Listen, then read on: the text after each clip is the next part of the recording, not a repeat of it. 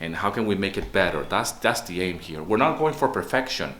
We're going for emotion. We're going for feelings. We're going for a human touch. That's what we're going for. Even if we want to be making very rigid music, we still want a human touch. And that's the secret sauce right there that we need to find. And every single piece of music has that. It's your job to really uncover it, to find it. One of the biggest challenges when composing with samples and really programming music in general for music licensing or for media is that it could sound very robotic and it can sound very quantized. Everything can sound very programmed. Now, there are certain styles of music where everything needs to be to the grid. There's certain styles and genres where it is required actually to be very robotic and everything down to a certain pace, and you can't really have any swing or any kind of push and pull when it comes down to the rhythm and the melodies in general. Electronic music is one of them. And it just, everything needs to be so precise. Heavy metal as well, if you're playing very hardcore heavy metal, everything needs to be to the click and everything needs to be so precise. Especially if you're playing, obviously, heavy metal musicians and bands, they do play, nothing is really programmed.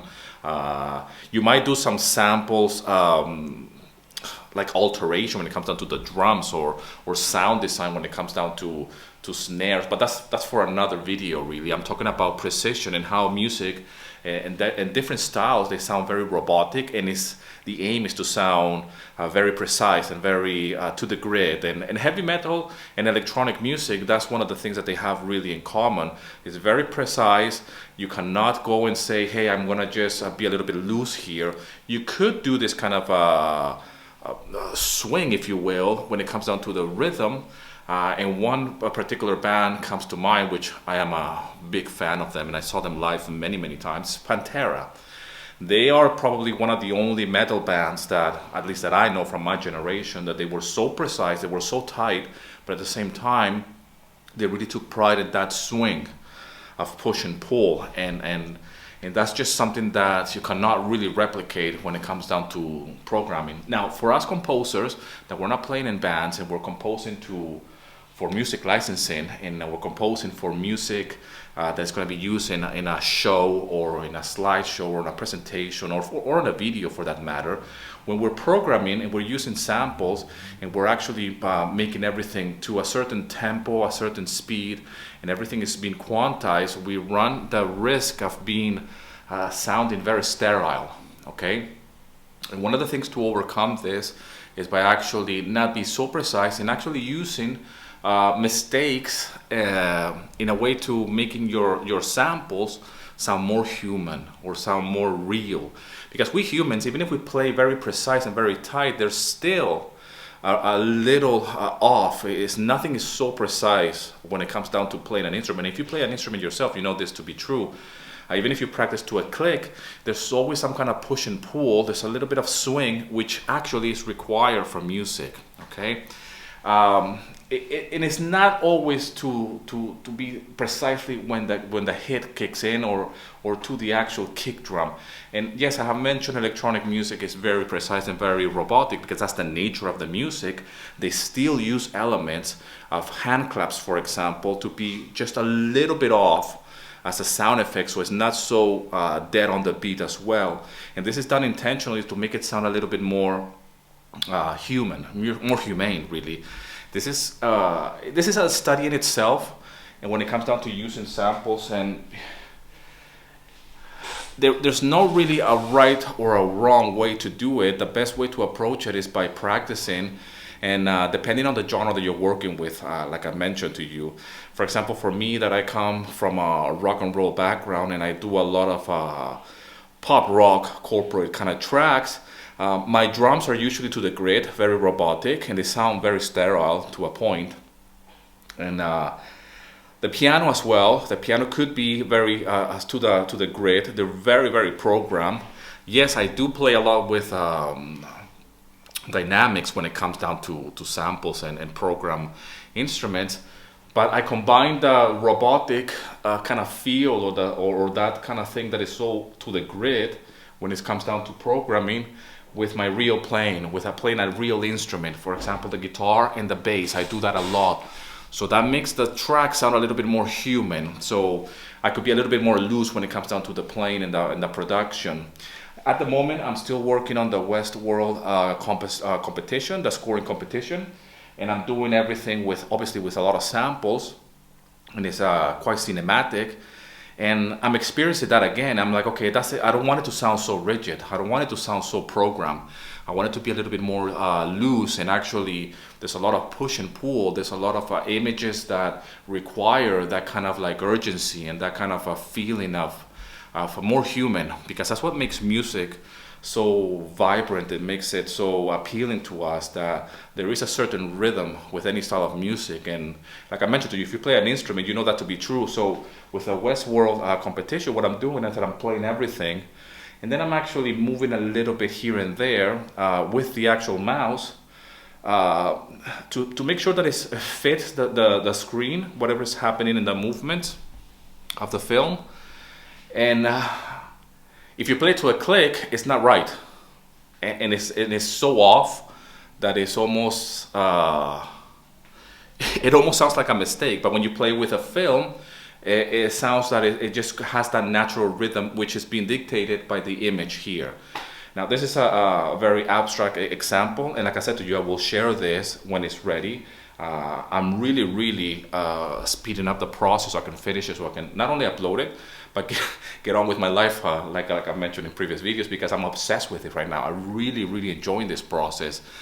And in the beginning, I started programming, like just watching the image and actually say, it's going to be at this tempo, it's going to be at this time, and then this is going to be like this, and so rigid. And I said, that's not working. What works here is to be loose, to be free. So actually watching something, the image is happening, and I'm going like this on the keyboard. And this applies to everything, okay? This applies to the drums. The drums are actually being made with me going like finger drumming like that. And I'm not quantizing anything. I'm just making it very loose. And that's what makes music very interesting to us, because we're humans, we're not robots. Or at least we're not robots yet. Maybe AI will take over one day. So to make, use imperfections to make your music sound better. So if you're using a lot of samples, even if you're doing like very heavy orchestral mock-ups, you know that you need to do a lot of imperfections. You need to play a lot with articulation, a lot with the dynamics. You really have to treat the samples and your MIDI really to be, the idea is to make it sound real. That's what you're aiming for. When we buy sample libraries and all of this, and when we're actually when we're programming music, the aim is to make it sound as real as possible, and to make it sound like, okay, this is like if somebody was playing it. So if I'm working with some drums in this competition, it has to sound like somebody's actually playing those drums. It doesn't have to sound so precise, because nobody plays the drums like that, okay? Or percussion. I'm working with percussion here, cinematic percussion. And the same with the violins, and the same with everything else. Nobody plays like that, so rigid. And I play the guitar, and I know that the playing of the guitar is so imperfect. It's so imperfect. Is that even a word? It's so, like, the strings could be a little bit off sometimes, like out of tune a little bit. If you bend the string a little bit up or down, it just sounds a little bit off when it comes down to the pitch. And that's the nature of the instrument. I've seen so many plugins out there that are really good, they're really professional, and they're high, top shelf quality plugins of guitar. They've been sampled, and it's very hard to replicate that when you're playing it with a piano. And they sound very convincing, but you need a lot of work. And I know that is true with any type of samples that we work with here. And the idea is to try to get for that imperfection. How can we make the samples, and how can we make the music that we're programming somewhere in between? Not to be so rigid and so robotic, and be a little bit loose. And that's the challenge as a composer.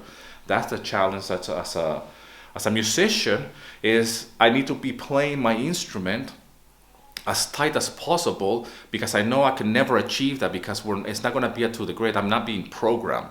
I'm a human, so I need to really work on my tempo. I really need to work on my pitch and my articulation as a musician in order to get it to as high as possible, so I can mess around and be a little bit more loose and dance with the music. So I can play my instrument and it sounds like, okay, I'm not completely playing off the beat, and I'm playing in tune. Hopefully I'm playing in the right pitch, but I can play around with the music, and I can move a little bit up, a little bit down, a little bit forward, a little bit backwards.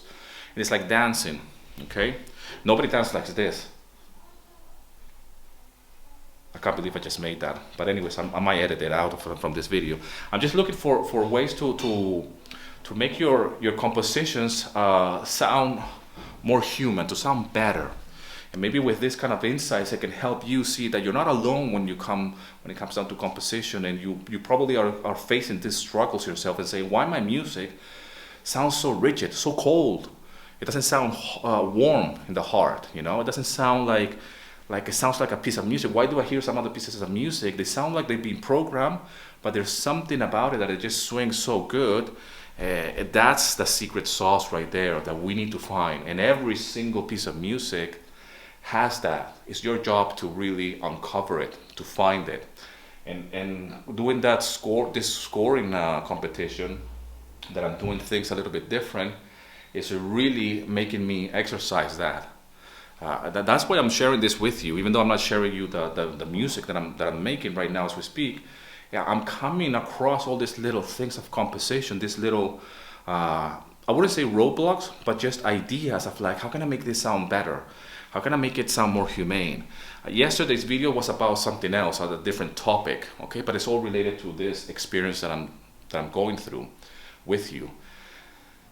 And it's a learning process, but it's a way as well of revising everything that we already know, going through it again and again, trial and error, and see what's going on here, you know, and how can we make it better. That's the aim here. We're not going for perfection. We're going for emotion. We're going for feelings. We're going for a human touch. That's what we're going for. Even if we want to be making very rigid music, we still want a human touch. Anyways, I hope this video finds you well. I hope you're doing fantastic. Today's Mother's Day. We have here my wife that we bought her some flowers and some plants. The kids did some cards. If you happen to be a mother yourself, if you're watching this, happy Mother's Day. Or if you're somebody that is following me, happy Mother's Day to your mom, or to your wife, or to whoever is a mother in your world. And as always, just let's keep things a little bit more human. And I hope this video finds you well. I hope you're doing fantastic wherever you are in the world. And as always, rock and roll, and here's to your success.